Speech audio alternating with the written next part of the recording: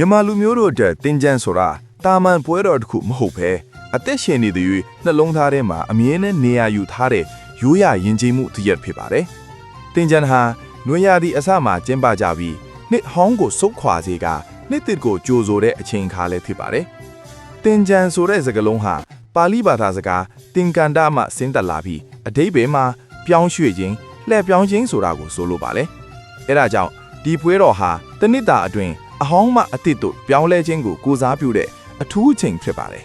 ။မြမရိုးရာယဉ်ကျေးမှုအရတင်ကြံကာလမှာရေကစားခြင်းဟာအဓိကအစိတ်အပိုင်းတစ်ခုဖြစ်ပါတယ်။ရေကိုတန့်ရှင်းစေသောတင်ကေတအဖြစ်ယူဆကြပြီးမကောင်းမှုတွေအညစ်အကြေးတွေကိုစေးကြောဖယ်ရှားပစ်တယ်လို့ယုံကြည်ကြပါတယ်။ထို့အပြင်တက်ကြီးရွယ်အိုများကိုရေချိုးပေးခြင်းပူဇော်ကြော့ခြင်းငါငှက်များကိုလွှတ်ပေးခြင်းစတဲ့ကုသိုလ်ကောင်းမှုတွေကိုလည်းပြုလုပ်ကြပါတယ်။အဲ့ဒီလိုလှပတဲ့အလေးအထားတွေကြောင့်တင်ကြံဟာပျော်ရွှင်မှုနဲ့အတူမေတ္တာကရုဏာတို့ကိုလည်းထိမ့်သိမ်းထားတဲ့ပွဲတော်တစ်ခုဖြစ်လာပါတယ်။ပုံမှန်အားဖြင့်တင်ကြံကာလဟာ4ရက်မှ5ရက်အထိသာကြာမြင့်တတ်ပါတယ်။တင်ကြံဟကြိုတင်ကြံအကြ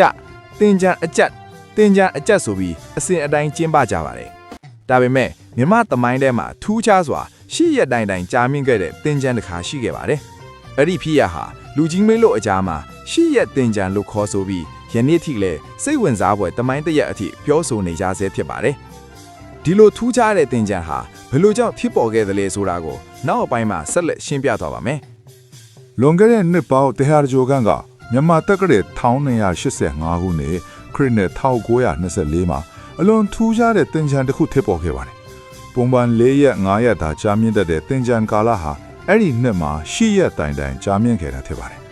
ဒီလိုဖြစ်ပေါ်လာခြင်းဟာတာမန်ဖြစ်ရမဟုတ်ဘဲနက်ခက်ဘေဒန်တွက်ချက်မှုတွေနဲ့နီးကပ်စွာဆက်ဆက်နေပါတယ်။မြမရိုးရတင်ကြံတွက်ချက်မှုရာတင်ကြံအကြက်နေ့တွေဟာအချို့နှစ်တွေမှာပုံမှန်များပြားနေပါတယ်။အဲ့ဒီ1924ခုနှစ်မှာတော့တင်ကြံအကြက်နေ့တွေ9ရက်တိတိဖြစ်ပေါ်ခဲ့ပါတယ်။ပုံမှန်အားဖြင့်2ရက်3ရက်သာရှိတတ်တဲ့အကြက်နေ့တွေဒီလောက်များပြားလာတာကြောင့်တင်ကြံခါလက်တစ်ခုလုံးဟာအရှည်ကြီးဖြစ်သွားခဲ့တာပါ။အဲ့ဒီနေ့ရဲ့အစီအစဉ်ကိုကြည့်မယ်ဆိုရင်တင်ကြံအချိုရရက်တင်ကြံအကြရရက်တင်ကြံအကြက်9ရက်တင်ကြံအကြက်ရရက်ဖြစ်ပြီးစုစုပေါင်း10ရက်ဖြစ်ပါတယ်။ရိုးရာအယူဆအရတရားမင်းဟာလူဖြေကိုဆင်းလာတဲ့အချိန်အကြက်နေ့တွေမှာပိုးကြကြနေထိုင်တယ်လို့ယုံကြည်ကြပါတယ်။ထို့ကြောင့်အဲ့ဒီနှစ်မှာတရားမင်း9ရက်တန်လူဖြေမှာနေခဲ့တဲ့ဆိုတဲ့အယူဆလည်းပေါ်ပေါက်ခဲ့ပါတယ်။လူတွေဟာအဲ့ဒီရှေလျားတဲ့တင်ကြံကာလအတွင်းပိုမိုပျော်ရွှင်စွာရေကစားကြပြီးကုသိုလ်ကောင်းမှုတွေကိုလည်းပိုမိုပြုလုပ်ခဲ့ကြပါတယ်။တချို့ကတော့ဒီလိုရှေလျားမှုကိုအံ့ဩပြီးမဟာတင်ကြံကြီးလို့တောင်ခေါ်ဆိုခဲ့ကြပါတယ်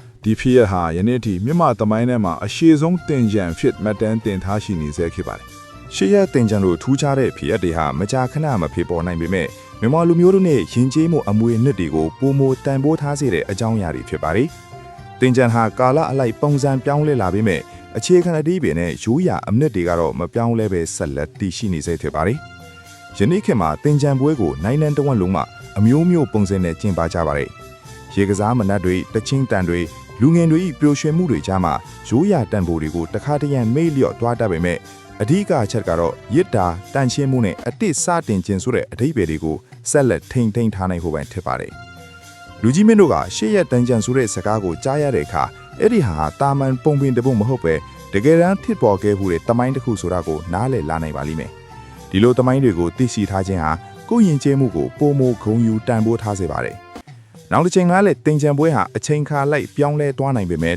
ရိုးရာအထိပယ်နဲ့အမွေအနှစ်တွေကိုမပြောက်ကွယ်အောင်ဆက်လက်ထိန်းသိမ်းသွားဖို့လိုအပ်ပါတယ်။တင်ကြံဟာရေကစားပွဲတော်တစ်ခုထက်ပိုပြီးလူမှုတန်ဖိုးယဉ်ကျေးမှုနဲ့တမိုင်းလိုပေါင်းစပ်ထားတဲ့အမွေအနှစ်တစ်ခုထက်ကြောင်းကိုမမေ့သင့်ပါဘူး